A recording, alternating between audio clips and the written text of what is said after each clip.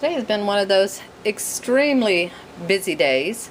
I had made some beef broth yesterday, and I was going to make some kind of a beef soup today because it had some beef in it, and I had some beef left over from another meal. So I said, yeah, we can make some beef soup and a nice loaf of fresh homemade bread. Well, sure enough, I didn't have any flour ground. And then when I looked a little further, well, I didn't even have any cream of wheat ground either. So I thought, well, I might as well go ahead and I'll grind up the cream of wheat, and then I'll go ahead and make some flour for the bread. So I got that all done. I went ahead and ground up enough wheat to, like I said, make the cream of wheat, make some bread. Got my workout for the day, and then, like I said, I was going to make this beef soup for tonight. Got the bread dough. It's in the refrigerator, rising, taken care of. Got sweet potatoes out in the sun oven to make a smoothie in the morning for the guys. And all of a sudden I said, how am I going to make the beef soup? Because my husband said, let's make some garbage soup. Which garbage soup is like a beef soup that we throw potatoes and like leftover into the seasoned garden veggies in, and okra. And I thought, oh my, how am I going to do that? So the reason why I thought, how am I going to do that, is not because I didn't have veggies, because I have plenty of canned tomatoes, and I have tons of dehydrated tomatoes this year because I dehydrated a lot more than in the past. And I have a couple of fresh ones too, and some still coming on, so that's not a problem. Green beans are still coming, so I've got a little baggie full of green beans. That's good to go. And if not, we've got plenty frozen, canned, dehydrated, the whole works. The problem was, I said, I don't have no potatoes. I used the last potato when I did my NutriSuper spinach soup the other night. I had one potato left and I put it into that. Well, guess what? That was a real duh on my part. I thought about it. I said, after dehydrating over 40 pounds of potatoes just a couple of weeks ago, or actually I guess it was about a month ago now, how could I sit there and say I have no potatoes on hand? And I also canned potatoes recently too. But these are the perfect ones because I sliced some and I cubed some. And these are the cubed ones. Or I guess really you would say diced. Well, these are the diced ones. And that's the way we like them in the soup. I usually dice them. So, man, it's going to be a quick and easy soup night tonight. We're going to have a nice, wonderful, tasty beef soup, garbage soup as you want to call it. And I'll take you along as we're making it. Okay, here we go. We have the start of the fixings for the garbage soup. We have the beef broth that was made. I took one of the containers. I had put up 2 containers from that big pot in the refrigerator. This is one of them, and no, it's not a full pot yet, but it's because I'm going to be adding more stuff to it, to include, I'm going to add 1 can, and then I'll taste it, and I might add another can, because sometimes it just tastes better with 2 cans. It just depends on how it all comes together. And you can use fresh tomato, or you can definitely use fresh tomatoes if you want. And I have just a few over there that I'll probably go ahead and chop up and throw in there. And then we have corn. I have a handful of green beans that came from the garden this morning. I have some frozen okra, and I have the leftover ground beef, which is actually a mixture of ground beef and ground turkey. But shh, don't tell the guys; they don't know that I do that. So anyway, and then we have dehydrated potatoes. So I'm going to go ahead and get it all in there and let it all start reconstituting and cooking and blending and getting those flavors all together. Bring it to a boil, and we're going to let it simmer then after that. Alright. I always put my heat on, like it's number 4 on my stove. I guess it's like a medium heat, or just below medium low maybe. And then we're going to throw all those nice green beans in there. And I've got some more frozen ones. If we decide that it needs more green beans, then we'll throw in some frozen.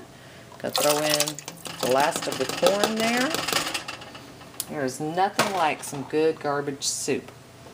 Trying to debate if I'm going to use all the ground beef. I know the guys would like it, but that's an awful lot. So I think I'll use not all of it. Well, actually, I guess, indecisive. I am going to use it all. Well, that didn't work out too well, did I? Because like I said, it is part turkey. It is mostly turkey actually, because I only had a small pack of ground beef. But when you make it into with certain meals, then they can't really tell if they were, well actually I made hamburgers with it and split some off and then put the rest in here, so they don't really seem to notice the difference. They might know the difference. If they do, they sure don't say it. I think they're happy just to be being fed. Alright, yeah. So we got that in there. And let's make sure we get all the goodness since we're going to do it. And then I'm going to have to put this down because I don't have it on a tripod so that we can open, oop, I'm sorry, caught my hand on that. So we can open the tomatoes. Alright, so we're going to put in the tomatoes, juice and all, because that's what gives it that nice tang. And that's why I said sometimes it actually tastes better to have 2 jars of tomatoes. And we'll let those cook down. See how that pot is getting nice and full now? Like I said, if we throw in another thing of tomatoes, and I'll probably throw in some extra green beans too. Oh, I should have cut that one a little smaller. And the potatoes, because the potatoes are going to absorb some of that broth too, since they were dehydrated. Alright, let's throw in some okra. Alright, and as you've seen, I really don't measure anything. We really like okra in this meal, so yeah, I'm going to put it, let's just go all the way. My goodness, it's an all the way day. I guess we'll offset all that meat in there by putting on all those extra veggies. That's my story and I'm sticking to it. Alright, let's get some potatoes in there. Alright, and again, since these are dehydrated, I'm going to do a half a jar to start with. Watch what I'm doing here. Yep, there we go. So about a half a jar there, and that should probably do it. Because till they rehydrate, that'll be quite a few potatoes. Alright, I'm going to let this heat up, and then I might add, like I have some dried thyme from the garden. I might add that in too, but I'm going to let it heat up, then I'm going to taste it, and then I'm going to determine what we need some more of. Okay? You know, it's when you get to throw together a quick meal like this, because you already have it in your jars, you have it frozen up from before, and you know where it came from. It's all kinds of good wholesomeness, and you throw it in one pot. That is the great thing about why you put all that effort into dehydrating and freezing and canning, because you know where it comes from and you know who you're giving it to. You're giving it to your family, and they are worth it.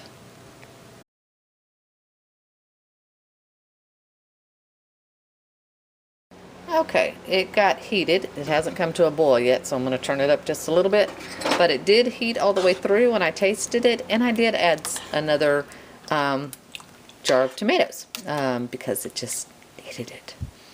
But anyway, it's looking really good, and it's tasting quite yummy now. So we'll just let that cook, and then, probably in about 20 or 30 minutes, we'll get that bread going. Well, I'm going to do like cheese roll-ups tonight. Okay, so if you'll see, the potatoes, which when they were dehydrated sank to the bottom, are now starting to come to the top, and they're getting nice and rehydrated. Whoops, still have just a little bit to go, but they're already soft. So it is a few minutes after 5, so I'm going to go ahead and get those cheese roll-ups started. Okay, for the roll-ups, I've got the dough prepared, and I'll try to remember to put the link in there because I've made the bread a couple of times already, so I'm not going to go through that whole process. And you've probably already seen a video with me maybe making these roll-ups, but it's just kind of a good, nice homemade way of having some fresh bread, and at the same time sometimes a little more filling, kind of like what do you call those things that you buy? Like a Hot Pocket. It's kind of like that. Alright, so tonight for these I'm going to, I've got my bread dough. I've got some tomato, what is it, pesto I'm going to use. Sorry, it's a little dark in here. I probably need to turn on a light. I've got some deli Munster cheese, and I've got baby spinach. Alright, so gonna start rolling these out and filling them up, and we'll get going. Okay, and like with all the Brothers bread and stuff, that's what the recipe is actually called. I'm going to put these into a cold oven because it gives them time to rise. The dough has been in the refrigerator because I made it this morning. And I'm just simply going to stretch this out, and you can make it as thin. You can roll it out if you want to. I just don't bother going through all that. I'm all about what's easiest most of the time, unless, you know, if we're having guests or I'm doing this for something special, then yeah, I might go ahead. And so just kind of press it out to the thickness that you want it. It's completely up to you. Right. Like I said, there's nothing fancy about these. It's just good old down home, kind of rustic looking. Now, we've got the pesto, just squirting that in there. Whoops, get a good squirt in there. And you could actually like roll them all out at one time and do an assembly line.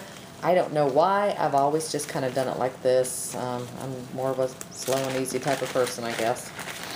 And let's get some good Munster cheese here. And then let's throw in some spinach, because spinach is always good. There's never a time when spinach isn't the right answer. Okay, and I'm just going to roll it. Like I said, just like you were doing a fruit roll-up, and try not to do like I just did and sling your pesto everywhere, because that's not really what you're supposed to do. Okay, kind of press your ends and then keep it seam side down. And then I'll show you before we put them on, or when we put them on the tray, that I'm going to put vent holes into them. Okay?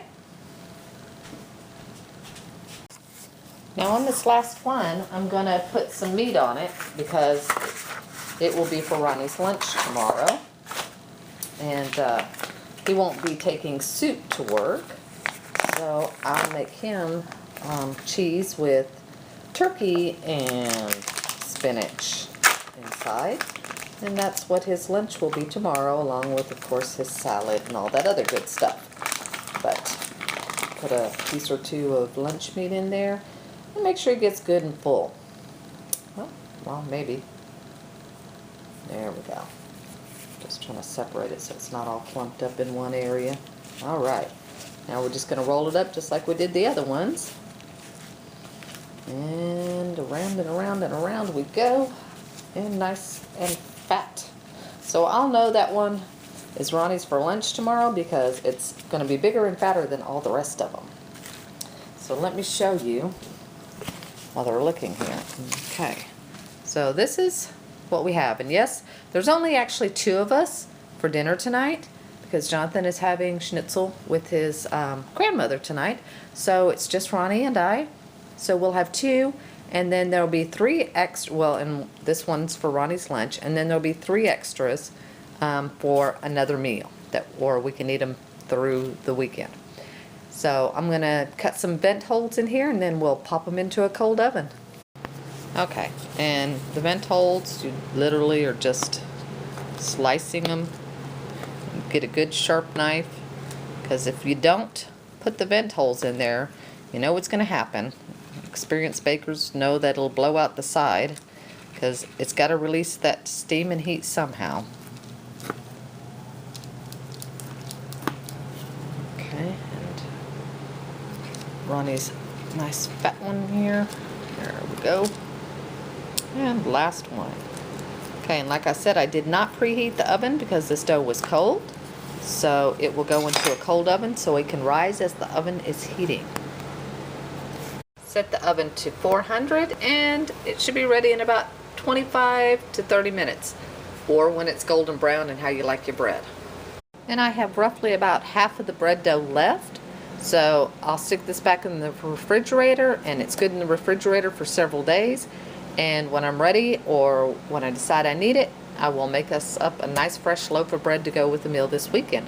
Because today is Thursday evening, and then the weekends are usually so busy that I try to have quick meals prepared ahead. You know, or like this, I can just pop this into the oven for 30 minutes, and since it's already, you know, mixed and everything, it's ready to go. So we have some quick and easy and yummy meals without having to eat fast food.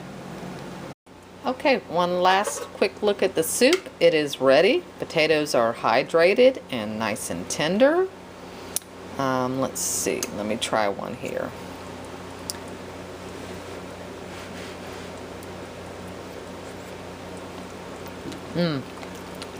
Yeah, that's actually perfect. They're tender, but they're not soggy. And they kept their consistency, so that's really good. And let's try the okra. See how nice that frozen okra kept its shape there? Because sometimes I know when you buy okra frozen in a bag or like in the cans, oh my gosh, it gets so soggy.